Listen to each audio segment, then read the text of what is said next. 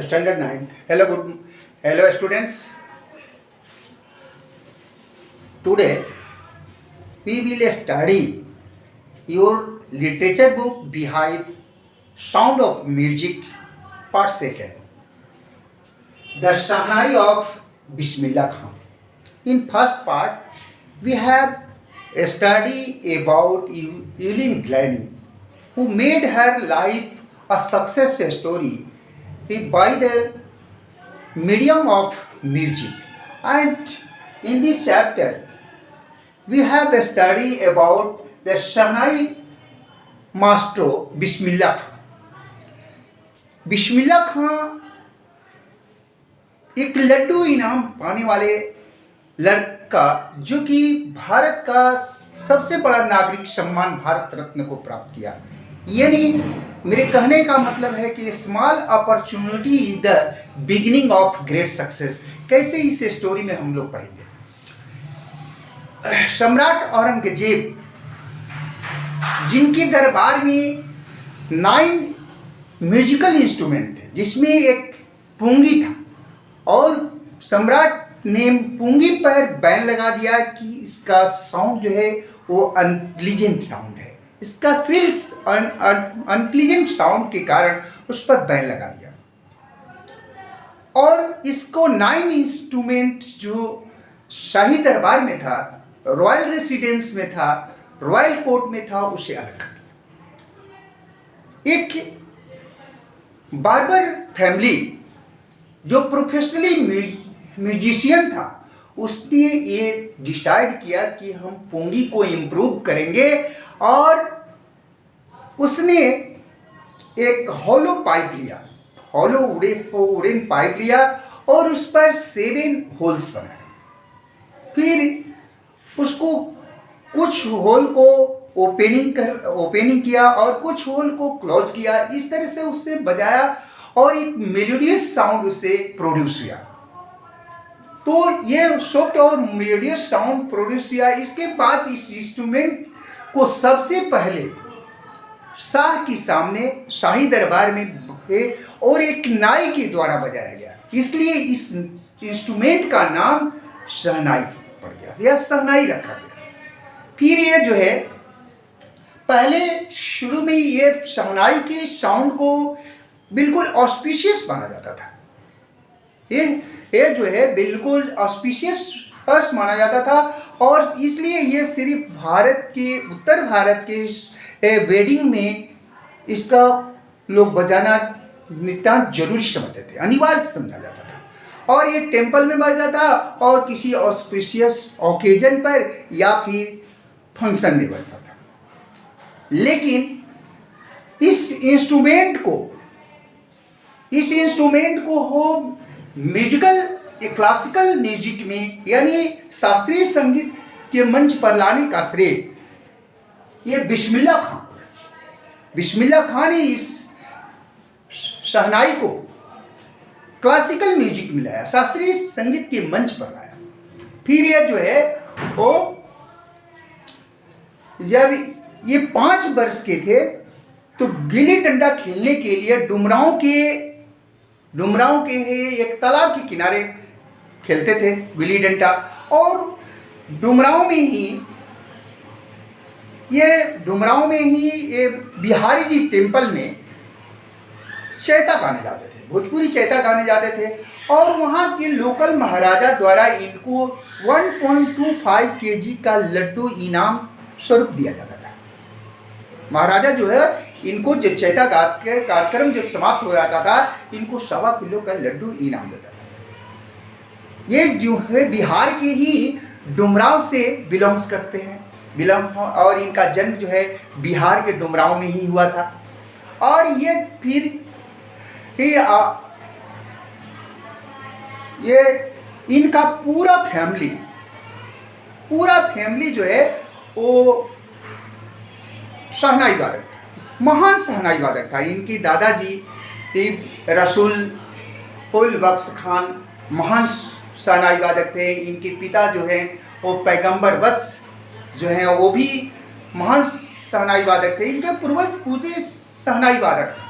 और जो है इस तरह की फैमिली से गुजरते थे जो कि शहनाई का वादन करता था।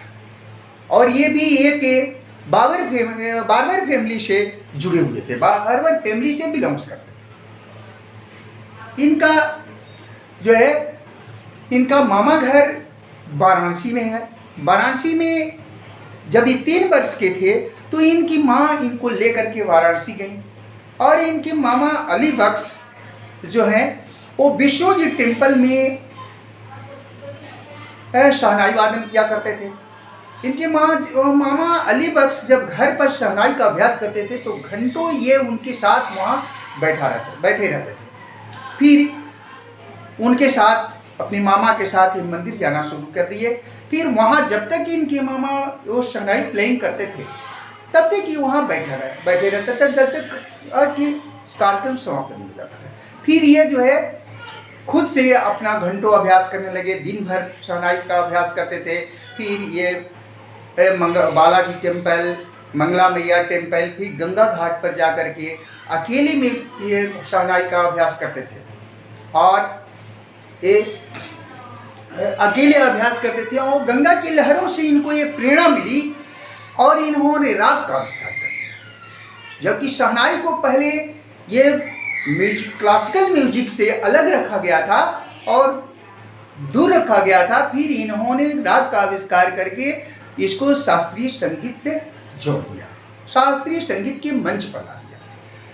फिर जो है आपको जब 14 वर्ष की हो गए तो अपने मामा के साथ एक संगीत समारोह में इलाहाबाद गए और जब कार्यक्रम खत्म हुआ तो फयाज खान ने इनका पीठ थपथपाया और कहा कि तुम मेहनत करो, तुम एक अच्छे शहनाई वादक बनोगे।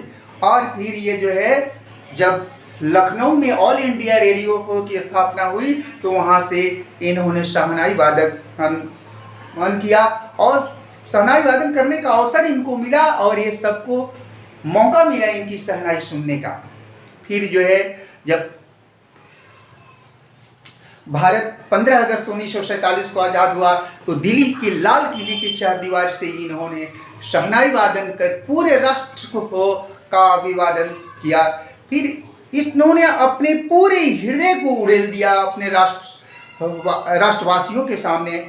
और जहाँ की गांधी जी और पंडित जवाहरलाल नेहरू उपस्थित थे, उन्होंने अपने भाषण में, अपने स्पीच में इनको इंक्लूड किया। और फिर जो है ये बहुत स्मरणीय है जो है परफॉर्मेंस दिए, बहुत सारे कार्यक्रम किए और यहाँ नहीं भारत में ही नहीं बल्कि विदेशों में भी पूरे कार्यक्रम दिए। सबसे पहले इनकी विदेश यात्रा अफगानिस्तान की थी। अफगानिस्तान के राजा ने, अफगानिस्तान का जो बादशाह था वो जो है इनको भेंट में बहुत अमूल्य पर्शियन कालीन भेंट किया और बहुत सारे अन्य वस्तुओं को इनको पुरस्कार में दिया। केवल सिर्फ राजा ही नहीं वहाँ का आकर्षित हुआ बल्कि फिल्म डायरेक्टर विजय भट्ट ने एक त्योहार में, एक ओकेजन में इनका शहनाई वादन सुना और इतना आकर्षित हुआ कि उसने अपनी फिल्म का एक नाम रख दिया गूंज उठी शहनाई। फिर इन्होंने एक संगीत का कंपोजिशन किया। इनकी एक कंपोजिशन है, दिल का खिलौना है टूट गया, कोई लुटेरा है लूट गया, साथी हमारा हमसे छूट गया। तो ये जो है ये कंपोजिशन, ये संगीत जो है इतना रिकॉर्ड तोड़ हुआ, ये इतना रिकॉर्ड तोड़ हुआ कि ये लता की आवाज़ में आप सुने होंगे कि दिल का खिलौना है टूट गया, कोई लुटेरा है लूट गया, साथी हमारा हमसे छूट गया। तो ये पूरा रिकॉर्ड तोड़ हुआ, रिकॉर्ड राष्ट्र स्तर पर, और ये जो है काफ़ी जो है सफल हुआ। और इतनी सफलता, ये गूंज उठी शहनाई और ये संगीत की सफलता के बाद भी 2 फिल्मों तक ही इनका कार्य जो है सिमट गया। एक क्यों सिमट गया कि ये कहते थे कि फिल्म की बनावटी और चकाचौंध में काम करना पसंद नहीं करता हूँ। इसलिए इनका कार्य बस फिल्म में 2 ही रह गया, गूंज उठी शहनाई जो बिल्कुल हिट फिल्म थी, बिल्कुल सफल फिल्म थी और ये संगीत भी काफ़ी जो है रिकॉर्ड तोड़ हुआ।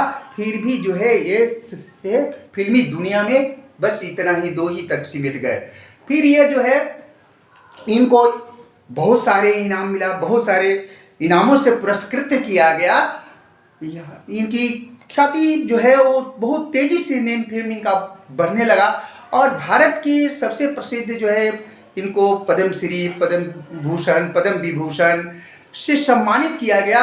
यहाँ तक कि भारत का सबसे बड़ा नागरिक सम्मान भारत रत्न से इनको सम्मानित किया गया। जब इनको भारत रत्न मिला तो इन्होंने उसको अपने हृदय से लगाते हुए बिल्कुल, जबकि इनको आंखों में एक चमक थी, एक खुशी की चमक थी और दिल से उसको लगाते हुए कहा कि एक बहुत बड़ी लंबी इंतजार के बाद ये हमको मिला है, यानी लड्डू से हमने भारत रत्न को प्राप्त किया है। यानी small opportunity the beginning of great success, यही जो आता है।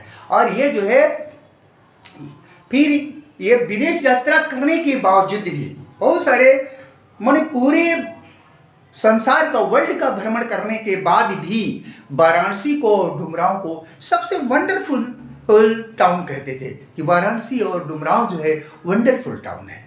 एक बार ये कहे कि जब मैं विदेश में रहता हूँ तो मैं भारत के बारे में सोचता हूँ, भारत को देखने की इच्छा होती है। जब मुंबई में आ जाता हूँ तो मुझे वाराणसी और पवित्र गंगा याद आती हैं और जब मैं वाराणसी में होता हूँ तो डुमरांव का यूनिक मट्ठा याद आता है। तो ये जो है एक बार इनका एक स्टूडेंट जो कहा कि गुरुदेव आप अमेरिका में शहनाई स्कूल खोल दीजिए, शहनाई स्कूल कीजिए और वहाँ मैं वाराणसी का इन्वायरमेंट क्रिएट करूँगा, वहाँ मैं टेम्पल बनाऊँगा और वाराणसी का इन्वायरमेंट क्रिएट करूँगा। इन्होंने कहा कि यदि तुम पवित्र गंगा को वहाँ ट्रांसपोर्ट कर दो तो ये संभव है और कि मैं अमेरिका चल जाऊँ। और ये जो है फिर ये आप सबको ये इन्होंने कहा कि भारत रत्न लेने के बाद कि मैं सबसे यही कहूँगा कि आप अपने बच्चों को भी संगीत सिखाएं, क्योंकि भारत की एक ये धरोहर है और पश्चिम के लोग भी इस संगीत को, भारत के संगीत को सीखने के लिए आ रहे हैं। तो इससे इनका जीवन जो है वो बिल्कुल भारतीय संस्कृति से ओतप्रोत है। भारत की संस्कृति का ये सर्वोत्कृष्ट उदाहरण है और इस तरह से इन्होंने कहा कि मैं एक कट्टर मुस्लिम होते हुए भी प्रतिदिन काशी विश्वनाथ टेम्पल में शहनाई वादन कर सकता हूँ। तो ये जो है संगीत के माध्यम से, शहनाई वादन के माध्यम से ये इन्होंने भारत के सबसे बड़े राष्ट्र सम्मान भारत रत्न को प्राप्त किए। यानी संगीत में वो दम है जो कि सबसे ऊंचाई तक पहुंचा सकता है।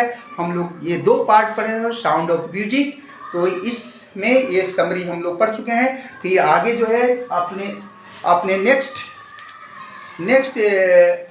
वीडियो में हम फिर इस पार्ट को पढ़ाएंगे। तो हैव अ नाइस डे।